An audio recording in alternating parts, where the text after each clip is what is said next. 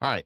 It is December 29th, 2025, and in 2 days, millions of people will set New Year's resolutions. About 80% of them will abandon them by February, and only 9% will actually accomplish their goals. My name is Everardo. I run a photography business here in Phoenix, and I'm about to become one of those statistics. I've heard for years that journaling will change your life. McKinnon, Matt, Ryder, all of these people talk about it, how I did this for 30 days and it changed my life. Makes for great thumbnails on YouTube, but I've never done it, at least not consistency. So I'm starting in January 1st. And this video is me figuring out what the hell I'm supposed to do. And here's what I know. I'm good at systems. I run my business on Zoho platform and a couple others. I track everything. I optimize workflows, but I don't have a system for my own thinking, which is ridiculous. I jump between projects. I get distracted by new tools. I don't always follow through, like this YouTube channel that I was going to start years ago. And so again, I'm starting now. And look, I'm a good photographer, but I am a terrible videographer. So if this looks rough, that's why. The audio, the video, the editing, it will get better once my associate videographer starts helping me some more. Take a breath. For now, you're just getting the raw version.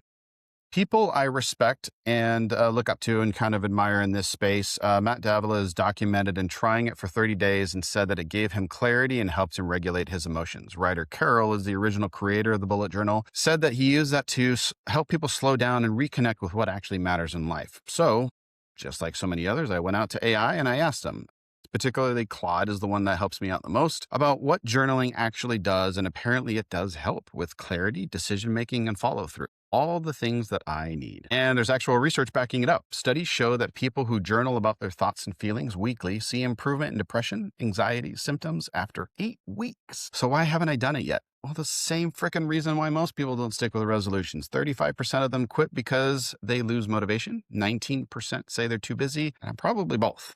So I looked at all the methods. Morning pages, gratitude journals, bullet journaling, too complicated. I'm starting simple. I'm going off of my old Evernote book. Does this show you how old I am or how old this book is? So good size, easy to write with, page full flat. I've tried other different methods. I've tried the spirally bound ones. I've tried the ones that would have the little pen holder in here.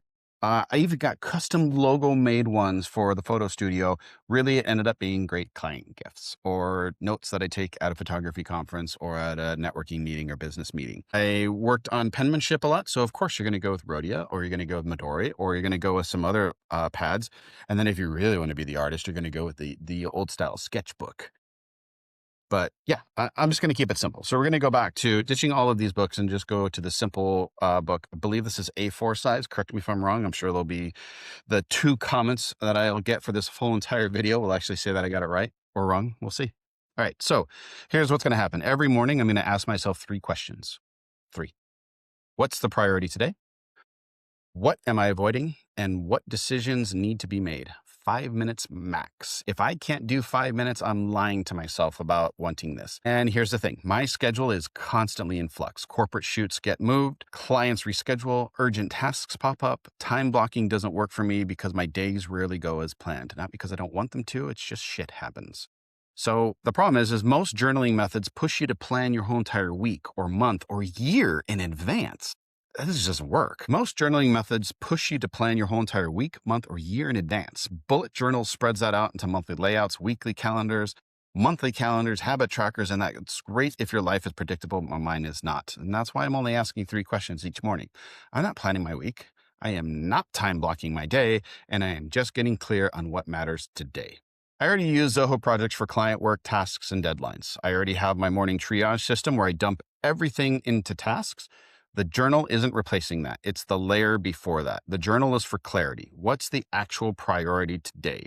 That morning triage system is, again, forgive me for not referencing the YouTuber or remembering his name. He came up with the vomit system. He drew this great little doodle about all the stuff in your head. And here's the before picture of the person where all the stuff is in the person's head. And then they journal and all the stuff is actually now on the paper. It was a cool little graphic.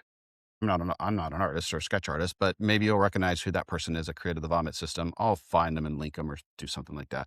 But here I am rambling on about even just that. And that's actually what happened. So the triage system is just to take everything in my head that I woke up with, or I woke up in the middle of the night with, put it on paper and kind of get it out of my head. And so that's really what the journal is for some clarity. What is the actual priority? What am I avoiding that keeps showing up in my head? What decision am I delaying? Then I go to Zoho and I work the plan. So the journal just keeps me from reacting to whatever is the loudest at that moment. And this goes for all the other side projects or other work projects that I might have going on at the same time. It could be with the Mr. and Mrs. Golf project I have going on with my wife, all of that. The journal doesn't care about my calendar. It's 5 minutes to get my head straight before the chaos starts. And so, what if I miss a day? Fine. I'm not tracking streaks, but Matt did bring that up in one of his videos when he tried different things. Is it's okay to miss a day. That means you're human. You cannot miss 2 days, though. That's when you start to lose momentum, or that's when something will just kind of interrupt that whole entire chaos.